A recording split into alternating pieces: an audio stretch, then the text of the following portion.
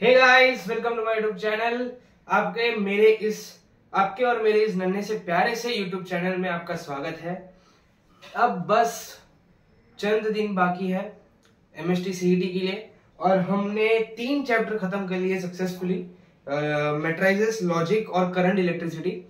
आज lines and planes और कुछ लोग इसको 3D ज्योमेट्री भी बोलते हैं, तो आज वो हम लोग पढ़ेंगे, मास्टर करेंगे उस चैप्टर को। मैं एक पॉइंट में बोलना चाहूंगा कि आप प्रैक्टिस कर रहे हैं कि नहीं। ये जो 3 चैप्टर हमने किए वो सिर्फ वीडियो लेक्चर्स देखोगे तो उससे काम चलने वाला नहीं है।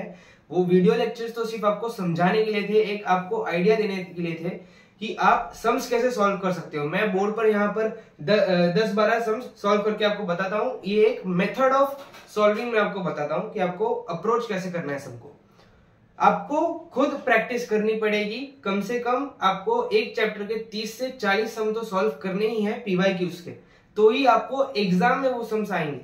वरना सिर्फ वीडियो लेक्चर्स देख के कुछ फायदा होने वाला नहीं है। वीडियो लेक्चर्स के बाद आपको खुद 4 से 5 घंटा खुद की मेहनत उसमें डालनी पड़ेगी।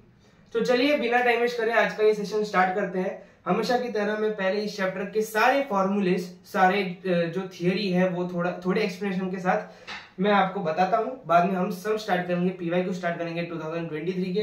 PDF भी रेडी है, आपको वीडियो के डिस्क्रिप्शन बॉक्स में वो मिल जाएगा और साथ में उसको आपको सॉल्व करना है। अगर कुछ नहीं आए तो आपको कमेंट में लिखना है कि ये सम नहीं आ रहा, तो मैं नेक्स्ट वीडियो में ये वो वाला सम मैं आपको सॉल्व करके बता दूंगा। ऐसा खुद भी एफर्ट डालिए तो मैं भी आपको आप में एफर्ट डालूंगा। सो चलिए सॉल्व करते हैं, मतलब स्टार्ट करते हैं आज का सेशन। पेन और बुक लेके बैठिए, बेड से उठकर स्टडी टेबल में बैठिए, एकदम पीठ सीधी करके। आलस में नहीं रहना है। सुबह का टाइम है, मैं जानता हूँ रात को आप 3-4 बजे तक जाग के पढ़ रहे होंगे, मेहनत कर रहे होंगे, पर ये तो चलता ही रहेगा। पर खुद को फ्रेश रखना है, क्योंकि अगर दिमाग सुस्त है तो पढ़ नहीं पाएगा। तो चलिए बहुत बातें हो गई, स्टार्ट करते हैं आज का सेशन। नजरें एकदम स्क्रीन पर। अब स्टार्ट करते हैं। पहले इस चैप्टर के तो 2 पार्ट्स हैं, पहले लाइंस, बाद में प्लेन्स। तो मैं पहले लाइंस की थियरी खत्म करूंगा, बाद में प्लेन्स की थियरी खत्म करूंगा, बाद में न्यूमेरिकल्स हम दोनों ही कर लेंगे साथ में, समझ गए। तो चलिए शुरू करते हैं आज के लेक्चर से, आज के ढासू लेक्चर से। तो इसमें इमेजिनेशन करना बहुत जरूरी है। मैं जानता हूं आपकी इमेजिनेशन की हद किस पार तक जा सकती है। आपको इमेजिन करना है यहाँ पर 3D एकदम इमेजिन करना है। टोनी स्टार्क के जैसा। टोनी स्टार्क कैसे एकदम ऐसा इमेजिन करता था, उसका तो AI इमेजिन करता था। आपको खुद के दिमाग को AI बना के मतलब इमेजिन करना है पूरा। ये ऐसे ऐसे ऐसे देखो, ऐसे 3D, अरे यार ये ऐसे ऐसे ऐसे 3D प्लेन आपको इमेजिन करना है, क्योंकि इसमें सारी लाइंस एक दूसरे के प्लेन्स में होंगी, XYZ में होंगी। अरे यार मार्कर चेंज हो गया। हाँ, पहले लाइंस। फर्स्ट फॉर्मूला, मैं डायरेक्ट फॉर्मूले से स्टार्ट कर रहा हूँ, लिस्ट से साथ साथ में मैं समझाता भी जाऊंगा। First, if a line passes through A, जिसका वेक्टर A है, यहां पर पॉइंट कैसे होंगे, यहां पर ऐसा X और Y में नहीं होंगे, साथ में यहां पर Z भी आ जाएगा, क्योंकि ये 3D है। ये पूरा जो है वो 3D है, तो XYZ 3 होंगे यहाँ पे। अगर कोई भी लाइन A से पास कर रही है एंड पैरेलल टू B, अभी इसका इक्वेशन क्या होगा, ये वेक्टर इक्वेशन है। इसका वेक्टर इक्वेशन होगा R is equal to A plus lambda B। A plus lambda B, ये कोई भी कांस्टेंट हो सकता है, ये कोई भी। हाँ, ये पहला। दूसरा, if a line passes through A and B, दोनों से इस बार पास कर रही है, सो उसका वेक्टर इक्वेशन क्या होगा, vector equation of that line will be what, R is equal to A plus lambda B minus A. Notebook में एक एक नोट करते जाइए, लिस्ट बनाते जाइए, क्योंकि लास्ट में जब आप सम्स प्रैक्टिस करेंगे तब आपको इन फॉर्मूलेस की बहुत ही ज्यादा जरूरत होगी, तब आपको प्रॉब्लम ना हो। तो अभी एक पेज पे या फिर एक बुक पे सारे नोट करते जाइए लिस्ट में। अभी नेक्स्ट, हाँ एक बात याद रखना, ये वाला है वो, ये वाला जो लाइन होगा इसके पैरेलल होगा, ये वाला जो लाइन होगा वो b माइनस ए के पैरेलल हो सकता है और होगा। हाँ सो नेक्स्ट, ये सारे थे वेक्टर इक्वेशन, ये सारे थे वेक्टर इक्वेशन। अब करते हैं कार्टेशियन इक्वेशन। कार्टेशियन इक्वेशन, इस इक्वेशन का रूप इन सारे इक्वेशन से थोड़ा सा अलग होगा, थोड़ा सा खूबसूरत होगा। कैसा होगा? खूबसूरत। हाँ तो चलिए, इसमें लेट्स इमेजिन कि एक लाइन है, वो x1, y1 और z1 से पास कर रही है। एक लाइन है, यहां पर एक पॉइंट है, x1, y1, z1 एक लाइन है, यहां से इसे पास कर रही है। और इसके डायरेक्शन रेशियोज,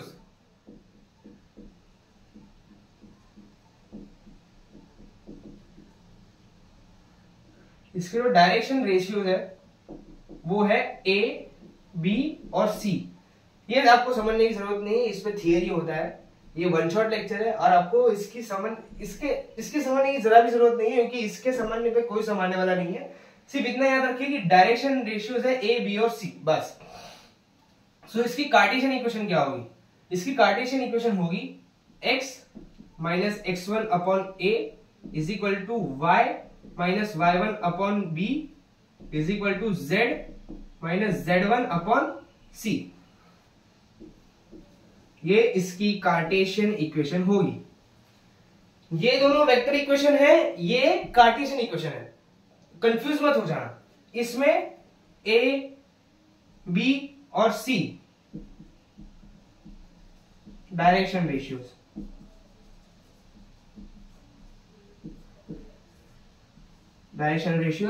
और ये है पॉइंट्स जिससे वो पास कर रही है, ये है वो पॉइंट्स जिससे वो पास कर रही है। और ये आपको x और x y z आपको ढूंढने भी कभी कभी बोल सकते हैं, वो तो बात की बात है, वो हम सम्स में कर लेंगे। सिर्फ इतना समझ लो कि ये डायरेक्शन रेशियोज है, एबीसी ये डायरेक्शन रेशियोज है, और वगैरह, और ये x1 y1 z1 पॉइंट्स है। इतना समझ आ गया, नोट कर लिया। अब मैं रफ करके और नेक्स्ट पॉइंट्स लिख रहा हूं। टोटल इसमें 9 पॉइंट्स है, लाइंस के टोटल 9 पॉइंट्स है। हमने 3 कवर कर लिए, अभी और मैं करा रहा हूं। तो करते हैं नेक्स्ट। मैंने 3 कवर कर लिए, अभी और नेक्स्ट करते हैं। नेक्स्ट क्या होगा? चलिए, अभी डिस्टेंस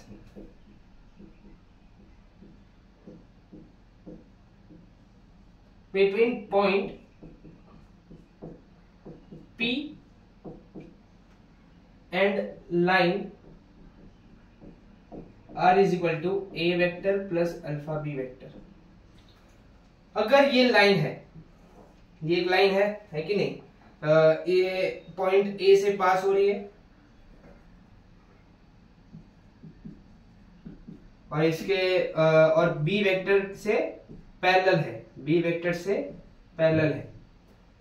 पैरेलल है, और यहां पर एक पॉइंट है, यहां कहीं एक पॉइंट है P अल्फा, और यहां से ये M से परपेंडिकुलर है। सो अभी ये जो डिस्टेंस है PM क्या होगा? PM जो ये डिस्टेंस है वो क्या होगा, वो हमें ढूंढना है।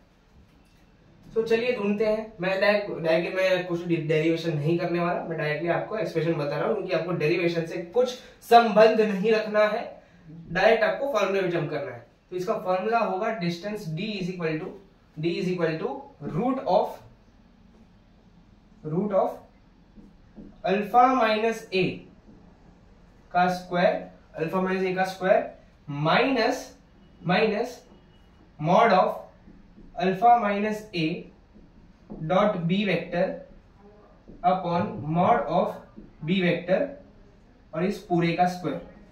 ये होगा इसका फॉर्मूला।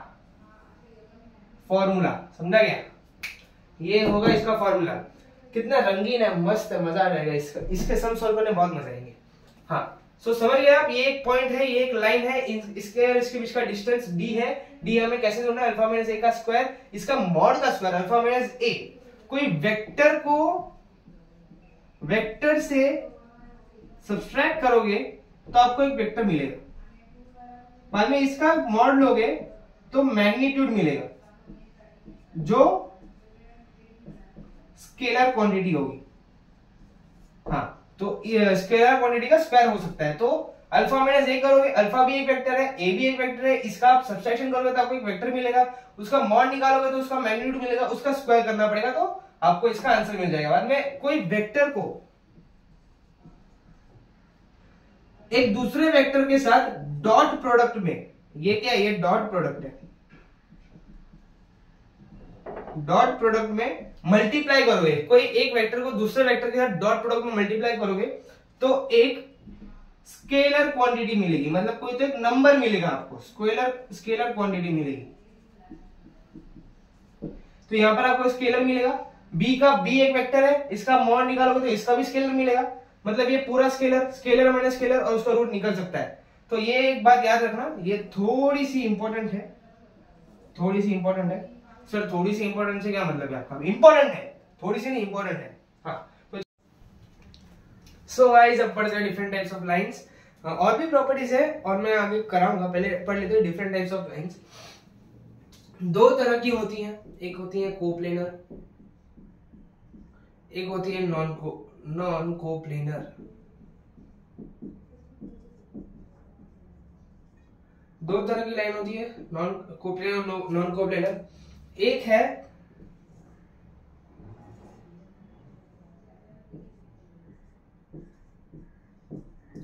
ये, एक हो गया, बाद में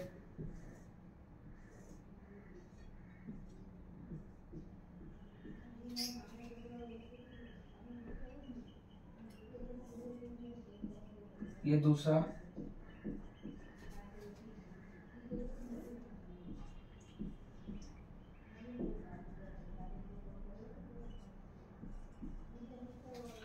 ये चार अलग अलग तरह की लाइंस है। ये है पैरेलल लाइंस,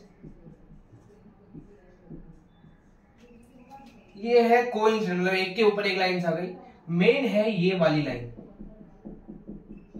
ये लाइन कैसी है आपको पता है? आप इमेजिन कर सकते हो, ये एक लाइन है और उसके नीचे एक लाइन है, ये इंटरसेक्ट नहीं कर रही है, अलग प्लेन में है। ये एक लाइन है और उसके नीचे ये लाइन है, देखो ये इंटरसेक्ट नहीं कर रही है, आपको दिख रहा होगा ये दोनों लाइंस जो है वो इंटरसेक्ट नहीं कर रही हैं।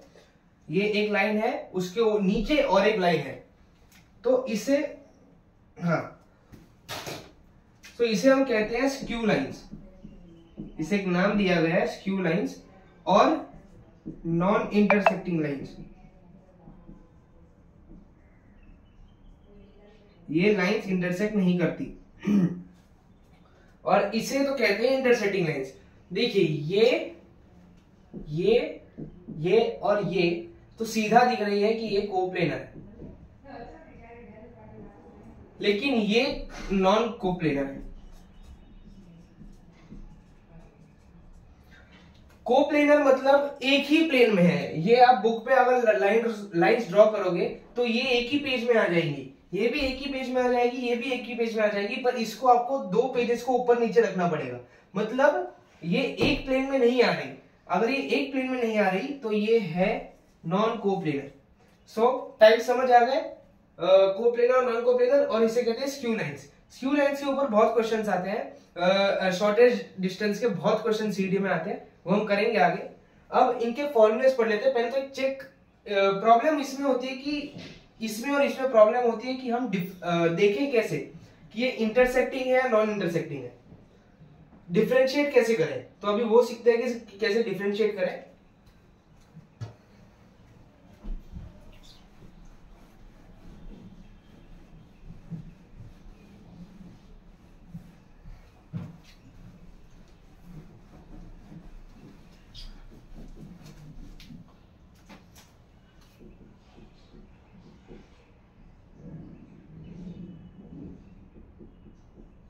कैसे डिटरमाइन करें?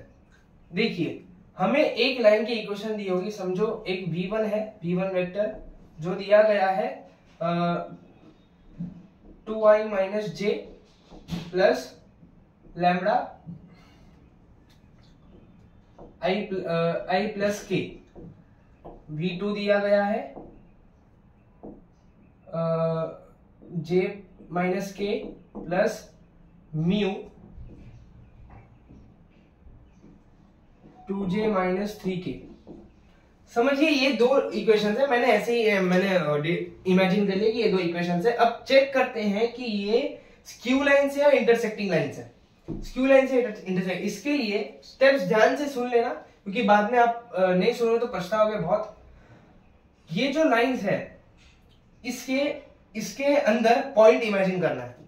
इसमें इमेजिनेशन बहुत है, तो एकदम ध्यान से सुनिए। ये जो वेक्टर है, ये जो लाइन वेक्टर है, इसके अंदर हमें एक पॉइंट इमेजिन करना है। उसके लिए ये पॉइंट कैसे इमेजिन करेंगे? पॉइंट इमेजिन करने के लिए यहाँ पर तीन पॉइंट्स आएंगे, आई के, जे के और के के, मतलब एक्स वाई और जेड तीन ऐसे आएंगे। तो जो ये वाला एक्स वाला पार्ट है उसे करने के लिए आई के कोएफिशिएंट्स देखो, इसमें आई के कोएफिशिएंट्स देखो, एक तो 2 है और यहाँ पर लैम्बडा है, तो ये आ गया 2 प्लस लैम्बडा। बाद में जे के, ये यहाँ पर -1 और यहाँ पर जे है ही नहीं, तो यहाँ पर -1। के यहाँ पर के है ही नहीं पर यहाँ पर है, तो लैम्बडा। इससे आप एक्सपांड करोगे तो क्या आएगा? 2i माइनस जे प्लस लैम्बडा आई प्लस लैम्बडा के, तो ये हो जाएगा 2 प्लस लैम्बडा आई माइनस जे प्लस लैम्बडा के। तो आई के कोफिशिएंट जे का और के का, ये यहाँ पर मैंने एक पॉइंट इमेजिन किया है कि ये पॉइंट इस लाइन पर लाइक कर रहा है। वैसे ही V2 के लिए करो। V2 के लिए कौन से पॉइंट्स होंगे जरा बताना, बताओ यार, बुक पर प्रैक्टिस करो मेरे साथ। आई है ही नहीं, इस पूरे इक्वेशन में आई है ही नहीं, तो यहां पर 0। जे क्या है? 1 प्लस 2 म्यू, 1 प्लस 2 म्यू। बाद में के -1 माइनस 3 म्यू, -1 माइनस 3 म्यू। ये दो पॉइंट्स हमें मिल गए। अभी इन दोनों को इक्वेट करना है, इसको इससे इक्वेट करना है, इसको इससे इक्वेट करना है, इसको इससे इक्वेट करना है। मतलब यहां पर हमें 3 इक्वेशंस मिल गए, है कि नहीं, और 2 अननोन्स मिल गए। वाह क्या बात है, 3 इक्वेशंस और 2 अननोन्स। आराम से ये 2 अननोन्स हमें मिल जाएंगे। पहले हमें 2 इक्वेशन से ये दोनों अननोन्स ढूंढने हैं, और वो 2 अननोन्स अगर थर्ड इक्वेशन को सेटिस्फाई कर रहे हैं तो ये लाइंस इंटरसेक्टिंग है, वरना ये लाइंस इंटरसेक्टिंग नहीं है। सो चलिए देखते हैं। ये हम ये दोनों को मान लेते हैं, ये दोनों को मान लेते हैं, हाँ इन दोनों को मान लेते हैं। तो 2 plus lambda is equal to 0, मतलब लैम्बडा इज इक्वल टू -2। यहां से 1 plus 2 mu is equal to -1, ये यहाँ पर माइनस जाएगा, तो लैम्बडा इज इक्वल टू -1। हाँ, तो दोनों वैल्यू आ गए। अब इसमें डालते हैं सेटिस्फाई होता है कि नहीं। Is equal to -1 minus 3 mu, lambda क्या है? -2 -1, यहाँ पर माइनस ऑफ -1 -2, यहाँ पर ये +3, मतलब -1 + 2, तो ये सिर्फ 2 आ रहा है, मतलब ये सेटिस्फाई नहीं कर रही, मतलब ये स्क्यू लाइन्स है। ये है स्क्यू लाइन्स। मैंने आपको एक एग्जांपल दे दिया जिससे आप डिफरेंशिएट कर सको कि ये वो स्क्यू लाइन्स है कि नहीं। अगर तीसरे इक्वेशन को सेटिस्फाई नहीं कर रही तो स्क्यू लाइन से बड़ा ही सिंपल है, आप कर सकते हैं। प्रैक्टिस कीजिए बुक पर, और आगे तो मैं हूं ही।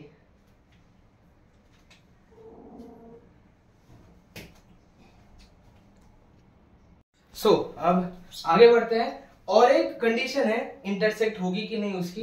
अगर लाइन की इक्वेशन वेक्टर फॉर्म में है, ऐसा वेक्टर फॉर्म में है, बहुत सारी कंडीशंस, हाँ है, ये है R1 is equal to A plus lambda B, R2 is equal to A2 plus lambda B2। ये वेक्टर इक्वेशन है, ये फर्स्ट, ये सेकंड। अगर A2 माइनस A1 और B1 cross B2, A2 minus A1 equal to, इनका dot अगर 0 आ रहा है तो ये इंटरसेक्ट कर रही हैं। अगर कार्टेशियन फॉर्म में दिया है, कार्टेशियन फॉर्म,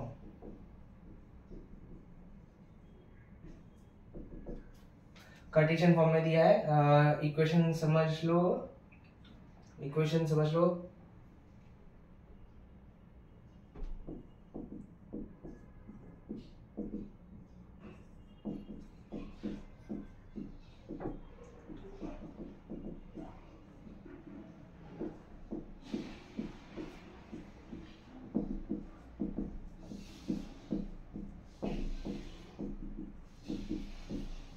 ये दो इक्वेशंस है, ये लाइन 1, ये लाइन 2।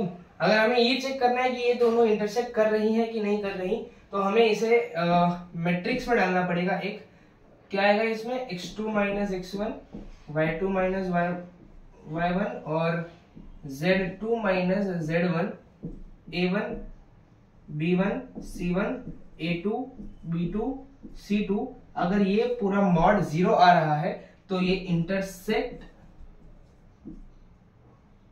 कर रहे हैं, इंटरसेक्ट कर रहे हैं। समझ आ गया आपको?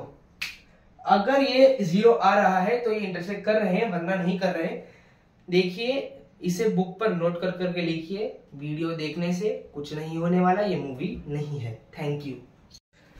अब अगर हमें किसी लाइंस, ये लाइंस और ये लाइंस का शॉर्टेस्ट डिस्टेंस चाहिए, ये लाइन 1 है और ये लाइन 2 है, हमें अगर डी ढूंढना है, तो अब हम क्या करें? समझिए कि इस लाइन का इक्वेशन है a1 प्लस लैम्बडा b1 और इस लाइन का इक्वेशन है a2 प्लस लैम्बडा b2।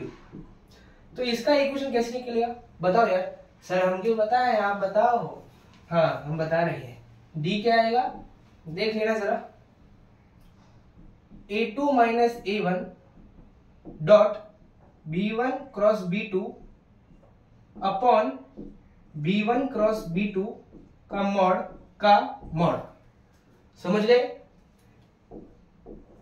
ये है फॉर्मूला, मूला नहीं, फॉर्मूला। हाँ, सो ये आ गया इसका फॉर्मूला। पहले a2 माइनस a1 को सब्सट्रैक्ट करो, आपको एक वेक्टर मिलेगा। b1 क्रॉस b2 करो, आपको एक वेक्टर मिलेगा। दोनों का डॉट लो तो एक स्केलर क्वांटिटी मिलेगी। b1 क्रॉस b2 का मॉड ले लो तो वापस एक स्केलर क्वांटिटी मिलेगी। और ये मॉड बाहर इसलिए है क्योंकि डिस्टेंस हमेशा पॉजिटिव होती है, वो नेगेटिव नहीं हो सकती। सो ये था इसका इक्वेशन। और इस पे बहुत क्वेश्चंस आते हैं, आपको सीधा ये इक्वेशन दे देते हैं, डायरेक्ट क्वेश्चन, सीधा इक्वेशन दे देते हैं और आपको फॉर्मूला पुट करके आंसर निकालना है, बस अब कुछ करना नहीं है। सो थियरी यहीं तक थी। अब स्टार्ट करते हैं प्लेन्स। उसकी थियरी है, बाद में हम स्टार्ट करेंगे सम्स। ये चैप्टर थोड़ा सा बड़ा है, प्रैक्टिस करिए, क्योंकि इसमें से आई थिंक 3 से 4 क्वेश्चन आते हैं। 3 से 4 क्वेश्चन मतलब 12 मार्क्स। 12 मार्क्स आपको सिर्फ इस चैप्टर में से मिल जाएंगे। और अगर आपका ये चैप्टर अच्छे से हो गया तो वेक्टर्स भी हो जाएगा, क्योंकि वेक्टर्स और 3D ज्योमेट्री रिलेटेड ही है। जो यहाँ पर फॉर्मूलाज है थोड़े बहुत वहां पर भी हैं, वैसे ही सेम टू सेम। और सेम टू सेम नहीं है तो आप रिलेट कर पाएंगे। ये चैप्टर क्लियर तो वेक्टर्स क्लियर। वेक्टर से भी 3 से 4 क्वेश्चन आते हैं, मतलब 24 मार्क्स आपके 2 चैप्टर से कवर हो सकते हैं। सो मेहनत करिए, थोड़ा सा इसे नोट कर लीजिए। अभी नेक्स्ट करते हैं। सो गाइस, अभी लाइंस की थियरी खत्म हो गई, अब स्टार्ट करते हैं प्लेन्स।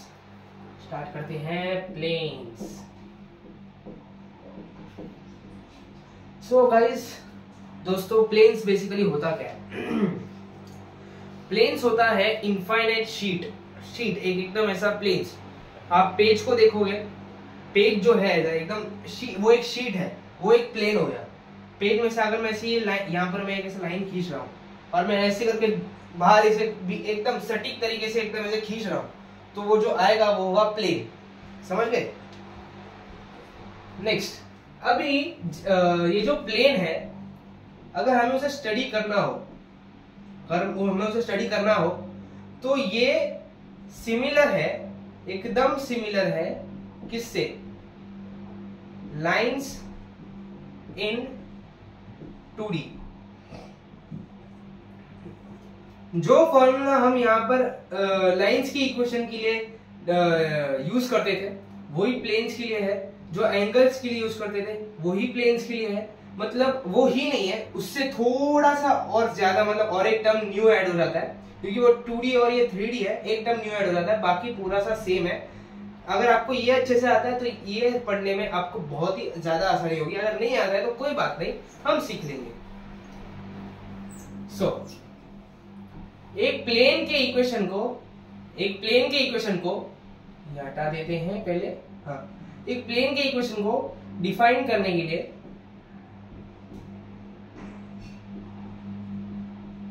हमें किन किन चीजों की जरूरत होगी? प्लेन में, ये प्लेन है हमारा, प्लेन में एक पॉइंट होना चाहिए, पहले से ही डिफाइंड एक पॉइंट हमें दे दिया होना चाहिए, और उसके ऊपर एक नॉर्मल होना चाहिए, नॉर्मल होना चाहिए। अगर ये तो चीज हमें दे दी तो हम इसकी इक्वेशन निकाल सकते हैं। हमें क्या होना चाहिए? A point on a plane and a normal to the plane. ये दो चीज हमें पता है तो हम इसकी इक्वेशन निकाल सकते हैं। अभी जब हम इसकी इक्वेशन निकालते हैं तब हम एक पॉइंट इमेजिन करते हैं या फिर एक पॉइंट अज्यूम कर लेते हैं। यहां पर एक समझो मैं इसे मैं ले रहा हूं पी ले रहा हूं इसे, यहां पर मैं एक पॉइंट अज्यूम कर रहा हूं आर। ये वो पॉइंट है जो इस प्लेन को रिप्रेजेंट कर रहा है। एक क्लास में होता है ना मॉनिटर या तो क्लास रिप्रेजेंटेटिव या फिर प्रीफेक्ट जो होता है क्लास में, जो टीचर की मतलब टीचर की लाल करता है, टीचर के साथ रहता है, टीचर के सारे काम करता है, वो मतलब वो क्लास को रिप्रेजेंट करता है। मतलब मैं डिवीजन ए क्लास से हूं तो मैं इस क्लास का मॉनिटर हूं तो मैं रिप्रेजेंट कर रहा हूं मेरे क्लास को। वैसे ही ये जो पॉइंट है ये एकदम नेता जैसा है। ये पूरे इस प्लेन को रिप्रेजेंट कर रहा है, ये वाले प्लेन को रिप्रेजेंट कर रहा है। तो जब मुझे इसका इक्वेशन निकालना हो, इसे ए ही रहने देते हैं यार, ए। जब मुझे इसका इक्वेशन निकालना हो तो मैं क्या करूंगा? r वेक्टर माइनस ए वेक्टर डॉट एन जीरो ही होगा ना, क्योंकि r माइनस ए जब मैं करूंगा तो ये r माइनस जब मैं करूंगा तो ये एक वेक्टर आ रहेगा ऐसे, r माइनस ए करूंगा तो सॉरी ऐसे डायरेक्शन 3D में डायरेक्शन मैटर नहीं करती।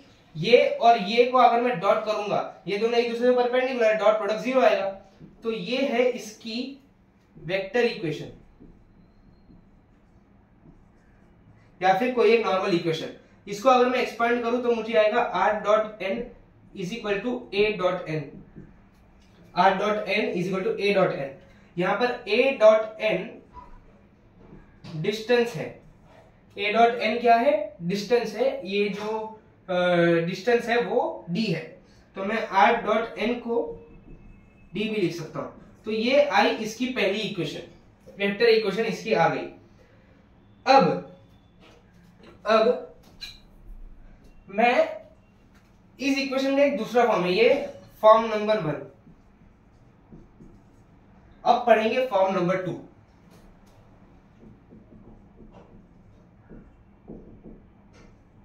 बहुत ही इजी है, टेंशन जरा भी लेना नहीं है, एकदम इजी है। ये जो प्लेन है इसमें अगर ये जो ए पॉइंट है इसको अगर मैं लिख दूं ए बी और सी, मतलब ये A I cap plus B J cap plus C K cap, और नहीं इसे आर को मैं अगर लिख दूं ए, इसे या फिर इसे भी लिख सकते हैं, एन को लिख देते हैं, चलो ए बी सी, और इसे लिख देते हैं एक्स वाई जेड। ओके, तो इसकी इक्वेशन क्या बन जाएगी? A I cap plus B J cap plus C K cap. इसकी इक्वेशन क्या बन जाएगी? X I cap plus Y J cap plus Z K cap. अब बेसिकली ये है क्या? यहां पर डाल दो इसे, बस यहां पर इसे डालना है हमें। क्या रहेगा ये? ax plus B Y plus C Z is equal to D. ये आ गई प्लेन की सेकेंड इक्वेशन। तो प्लेन की इक्वेशन के लिए हमें क्या मालूम होना चाहिए? एक तो उसके अलोंग परपेंडिकुलर एक वेक्टर होना चाहिए, और उस पर एक पॉइंट पता होना चाहिए, तो हम इसकी इक्वेशंस निकाल सकते हैं। ये पहली इक्वेशन, ये दूसरी इक्वेशन, दो रिलेटेड ही है, पर ज्यादा यूज होने वाली इक्वेशन ये है। अभी और आगे बढ़ते हैं कि दो प्लेन्स के बीच का एंगल कितना होगा, टोटल कितने तरह के प्लेन्स होते हैं, तो वो भी पढ़ते हैं। अभी अगर मैं बात करूं दो प्लेन्स की, तो एक प्लेन हो गया। अब मैं बात करूं दो प्लेन्स की, ये पहले मैं रफ कर देता हूं।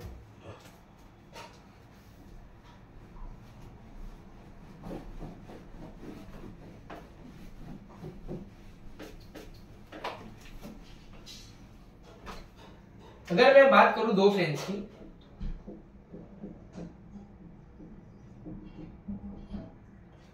प्लेन नंबर 1 है समझो a1x plus b1y plus c1z is equal to d1।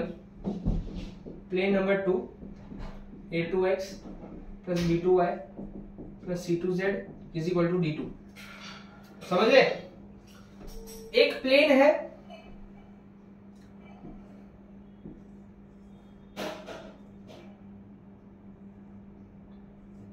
मेरी ड्राइंग पे मत जाना प्लीज। ये प्लेन नंबर 1, ये प्लेन नंबर 2, और एक प्लेन है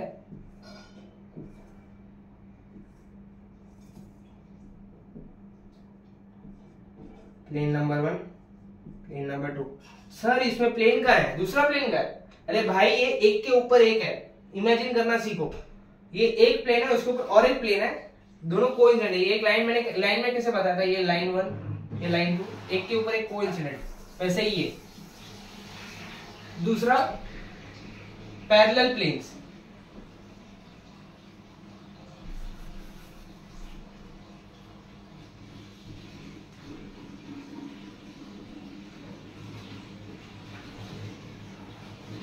पैरेलल प्लेन्स, ये P1, ये P2। मैं बेसिकली आपको ये कहना चाहता हूं कि आप पता कैसे लगा सकते हैं कि ये पैरेलल है, कोइंसिडेंट है, या फिर एक दूसरे को काट के जा रही है। प्लेन्स की बात चल रही है यहाँ पे, हाँ, एक दूसरे को काट के जा रही है। ये और एक चीज, ये जो लाइन है वो लाइन ऑफ इंटरसेक्शन है। हाँ, अगर ये दोनों पैरेलल हैं, तो A1 upon A2 is equal to B1 upon B2 is equal to C1 upon C2 is not is equal to D1 upon D2। समझा क्या बेटू? हाँ, मैं क्या बोल रहा था कि अगर ये दोनों प्लेन्स पैरेलल है, तो x, y और z के जो कोएफिशिएंट्स है उनका रेशियो सेम होना चाहिए, और D1 और D2 से मिलना नहीं चाहिए। अगर ये दोनों कोइंसिडेंट है, तो A1 upon A2 is equal to B1 upon B2 is equal to C1 upon C2 is equal to D1 upon D2। ये इक्वल होना चाहिए। अगर ये दोनों नहीं है तो ये है, सिंपल। अगर ये दोनों नहीं है तो ये है। अगर मैं आपको एक इक्वेशन बताऊं आपको कि 2x plus 3y plus 4z is equal to 5, 3x plus 2y plus 6z is equal to 7। नहीं, ये सिंपल से हम डाल देते, कौन सोचेगा इतना। हाँ, अगर मैं इन दोनों का रेशियो लूं तो 1 1 1 और 5:7 आ जाएगा। इक्वल नहीं है, लेकिन ये तीन इक्वल है, ये इसके इक्वल नहीं है, मतलब ये क्या है, पैरेलल है। अगर मैं ऐसे लिख दूं 2x plus 3y plus 4z is equal to 5, दिख रहा है क्या? नहीं दिख रहा।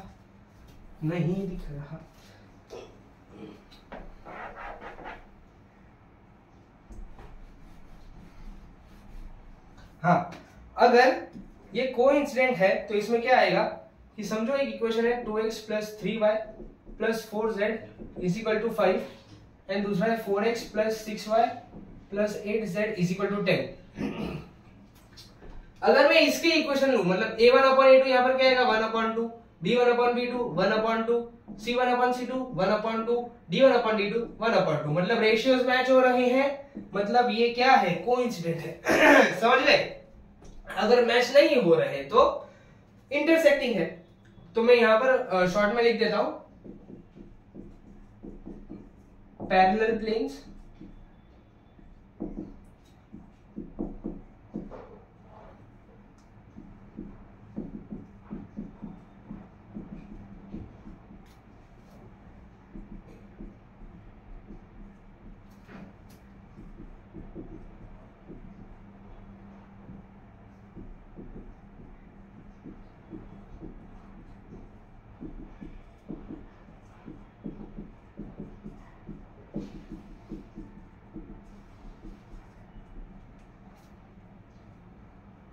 अगर ये दोनों नहीं हुआ तो इंटरसेक्टिंग प्लेन। समझ गए? इतना लिख लो, इतना पढ़ लो, काम आएगा, ऑफ कोर्स काम आएगा, नॉलेज है, कहीं ना कहीं तो काम आएगा। अभी नेक्स्ट पे जाते हैं। अभी दो प्लेन्स के बीच का एंगल कैसे निकालना है, इमेज बंदे फुट ऑफ परपेंडिकुलर, वो सब अभी सीखते हैं। तो इतना नोट कर लो, अभी आगे बढ़ते हैं थोड़ा। और एक इक्वेशन हम लोग निकाल सकते हैं प्लेन की। अगर ध्यान से सुनो ना, planes passing through three coplanar points। अगर ये हमारा प्लेन है, यहां पर एक पॉइंट है ए, यहां पर मैंने दिया बी, यहाँ पर C, यहाँ पर D, और ये अलग अलग पॉइंट्स हैं।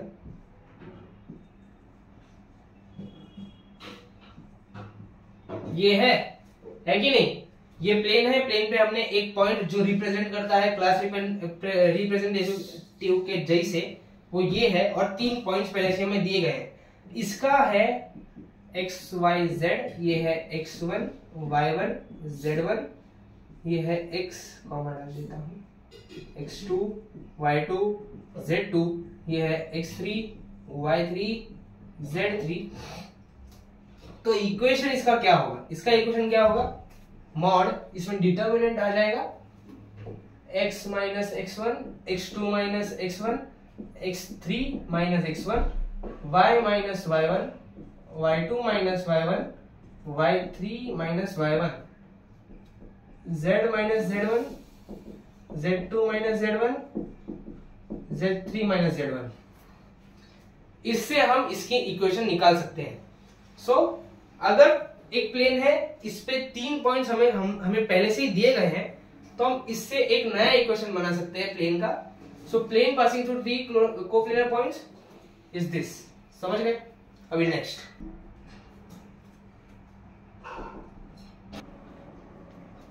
अब देखते हैं कि इंटरसेप्ट कैसे निकालना है एक प्लेन का। 2D में अगर हम देखते थे कि ये y एक्सिस या x एक्सिस यहाँ से लाइन जा रही है, तो हम इंटरसेप्ट क्या लिखते थे? यहाँ x upon a plus y upon b is equal to 1 ऐसे लिखते थे ना। वैसे ही प्लेन में भी ऐसा ही है, सेम टू सेम ऐसा ही है।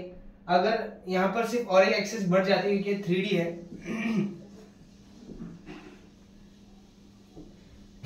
x y z, ये प्लेन यहाँ और यहाँ, ये है a, 0, ये है b, नहीं 0, b, 0, ये है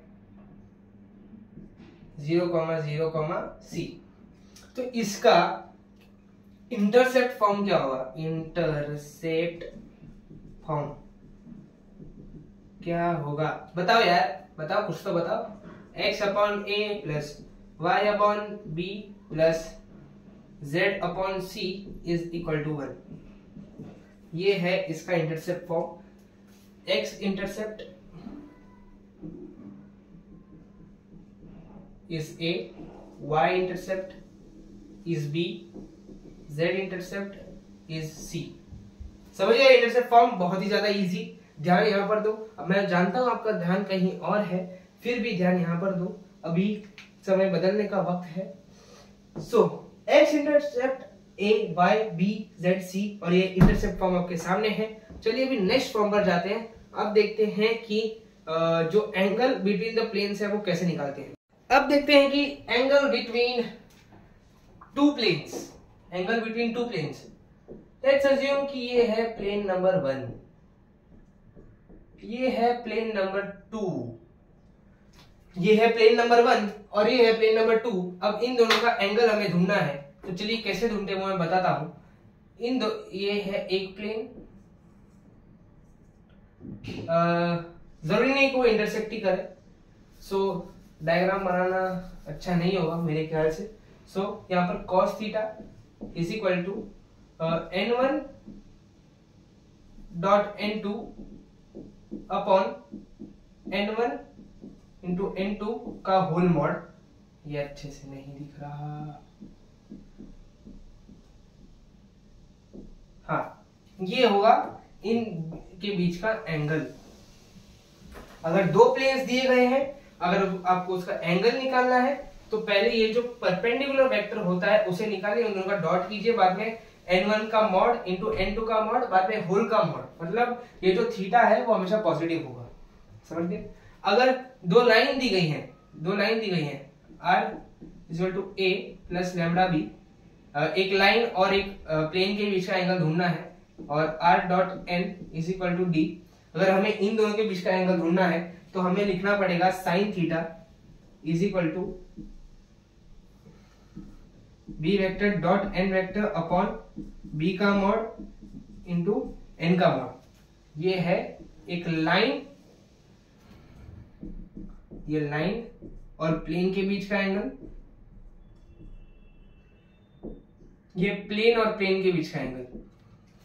समझे, बात दिमाग में बैठ गई, दिल तक पहुंच गई, शिद्दत से पढ़ रहे हैं ना। सो अभी नेक्स्ट करते हैं, नेक्स्ट होगा मिरर ऑफ अ इमेज, बाद में मिरर ऑफ अ इमेज सिर्फ इमेज और फुट ऑफ परपेंडिकुलर।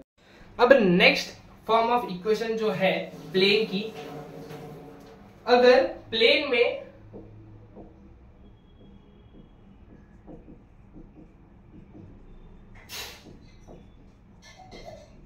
दो वेक्टर्स दिए गए और एक पॉइंट, तो क्या होगा, समझो ये प्लेन है, ये प्लेन है, यहाँ पर पॉइंट ए हमें दिया गया है और यहाँ पर ये है एक बी वेक्टर, एक सी वेक्टर में दिया गया और ये हमारा रिप्रेजेंटेटिव आर से दिया गया। तो अब हम इसकी इक्वेशन कैसे निकालेंगे। मैंने क्या बोला था, आपने सुना था, हाँ मैंने क्या बोला था कि एक प्लेन की इक्वेशन अगर हमें ढूंढनी हो तो हमें उसके लिए एक पॉइंट चाहिए होता है और एक परपेंडिकुलर वेक्टर चाहिए होता है। तो सर हम यहाँ पर अगर इसे थोड़ा सा एक्सटेंड करें, इसे थोड़ा सा एक्सटेंड करें और इसका डॉट प्रोडक्ट ले लें, क्रॉस प्रोडक्ट ले लें, डॉट में एक स्केलर क्वांटिटी आती है और हमें अगर हम इसके क्रॉस ले लें, अगर कोई एक वेक्टर है ऐसा, अगर मैं इसका क्रॉस ले लूं तो रिजल्टेंट वेक्टर ऊपर आएगा। सो अगर मैं इसका क्रॉस प्रोडक्ट ले लूं तो यहां से एक परपेंडिकुलर वेक्टर निकलेगा जिसका नाम होगा b क्रॉस c। सो अभी सिंपल है, इक्वेशन कैसे निकालना है, r minus a dot b cross c। यहां पर b क्रॉस c क्या है, ये n है ना, इज इक्वल टू 0। और एक हम ऐसे लिख सकते हैं कि r माइनस ये एक इक्वेशन, अब दूसरी इक्वेशन के लिए r minus a is equal to lambda p plus mu c, lambda b plus mu c, a को उधर लेके जाओ, r is equal to a plus lambda b plus mu c। ये दूसरी इक्वेशन, ये दूसरी फॉर्म ऑफ इक्वेशन है, मतलब ये एक ये दो। समझ गए, समझ में आ गया, दिमाग में बात बैठ गई, दिल तक बात पहुंच गई, तो चलिए आगे बढ़ते। So is last part of the chapter, distance between two parallel planes. अगर दो पैरेलल प्लेन दिए गए हैं और उनके बीच का आपको डिस्टेंस फाइंड आउट करना है। समझिए एक प्लेन है जिसका इक्वेशन है ax plus by plus cz equal d1, दूसरे प्लेन का इक्वेशन है ax plus by plus cz equal d2। तो इसका डिस्टेंस निकलेगा d1 minus d2 upon a plus b plus c का द होल स्क्वायर, मतलब a square plus b square plus c square का square root. अगर आपको एक पॉइंट और एक प्लेन के बीच का डिस्टेंस निकालना हो तो ये पॉइंट है x1 y1 z1, same to same जैसे हम लाइन से 2D में निकालते थे, ax1 plus by1 plus cz1 minus d upon square root of a square plus b square plus c square और उसका मॉड। सो गाइस ये था आज का वीडियो यहीं तक। ये पार्ट 1 है, इसका सॉल्विंग पार्ट 2 आ ही रहा होगा थोड़ी देर में। सो पहले थियरी अच्छे से रिवाइज कर लीजिए, थियरी अच्छे से लिख लीजिए, जिससे कि आपको सॉल्व करने में आसानी पड़े।